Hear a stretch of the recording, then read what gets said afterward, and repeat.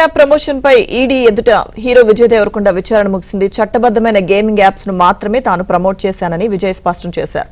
తన బ్యాంక్ లావాదేవీలన్నీ ఈడీకి ఇచ్చానన్నారు. Betting apps, gaming apps కు సంబంధం లేదన్న విజయ్ దేవరకొండ గేమింగ్ యాప్స్ అనేది దేశంలో చాలా రాష్ట్రాల్లో చట్టబద్దమన్నారు. గేమింగ్ యాప్స్ కు జీఎస్టీ, ట్యాక్స్ అనుమతులు అలాగే రిజిస్ట్రేషన్ ఉంటాయని చెప్పుకొచ్చారు.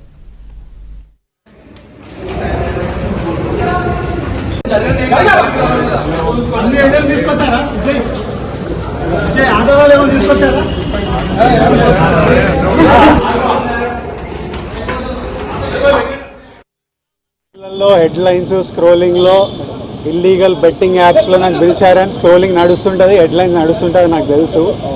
కానీ ఫస్ట్ దాన్ని గేమింగ్ యాప్స్ క్లారిఫికేషన్ గురించి విజయ్ దేవరకొండని పిలిచారు అని ఫస్ట్ ఆ హెడ్లైన్ మీరు నా గురించి మార్చాలి. ఎందుకంటే బెట్టింగ్ యాప్స్ ఇన్వెస్టిగేషన్ తప్పకుండా నడుస్తుంది. కానీ మనని పిలిచింది వాళ్ళకు కూడా తెలియదు మన పేరు ఎందుకు వచ్చిందో. బట్ మన పేరు వచ్చినందుకు వాళ్ళు వెరిఫికేషన్ చేసుకొని వాళ్ళు డెలిజెన్స్ తీసుకోవాలి. మనం చేసింది గేమింగ్ యాప్స్కి ఎండోర్స్మెంట్. గేమింగ్ యాప్కి బెట్టింగ్ యాప్కి అసలు సంబంధమే లేదు. గేమింగ్ యాప్స్ అనేటివి completely legal, recognized by the government, licensed as a business. వాళ్ళకి జిఎస్టీలు, టీడీఎస్లు, కంపెనీలు, it's fully registered, recognized by supreme court and various state governments. అది గేమింగ్ యాప్. అటువంటిది A23.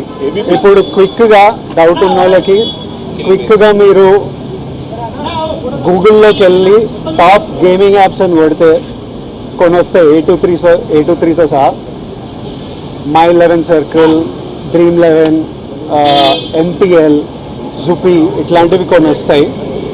ఇవన్నీ రిజిస్టర్డ్ గేమింగ్ యాప్స్. ఇవన్నీ మన ఇండియన్ క్రికెట్ టీమ్కి స్పాన్సర్, మన ఇండియన్ ఒలింపిక్స్ టీమ్కి స్పాన్సర్, మన ఇండియా ఉమెన్స్ క్రికెట్ టీమ్కి స్పాన్సర్, ఐపీఎల్కి, ఎన్పిఎల్ ఒకదానికి అఫీషియల్ స్పాన్సర్, వేరియస్ కబడ్డీ లీగ్కి, వాలీబాల్ లీగ్కి అన్నిటికీ వీళ్ళు స్పాన్సర్ చేస్తారు. ఎందుకంటే these are completely legal entities.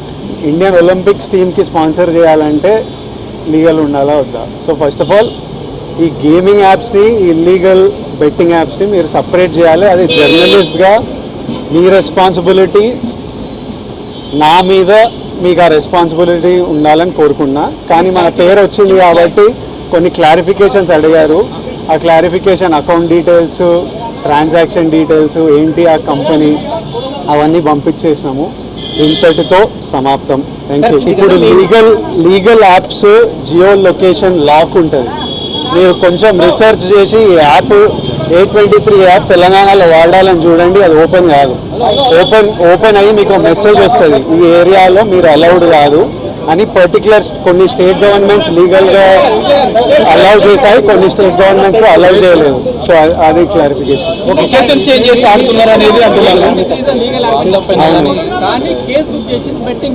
అవును,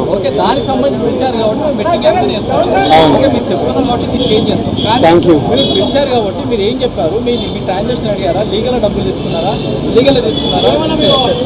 అసలు వాళ్ళకి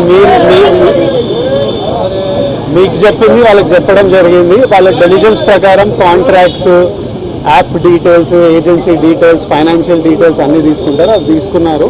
దాంతో they are very satisfied. If anything else you will get to know. మీ అందరికీ ఫ్యూచర్లో తెలుస్తుంది. Thank you.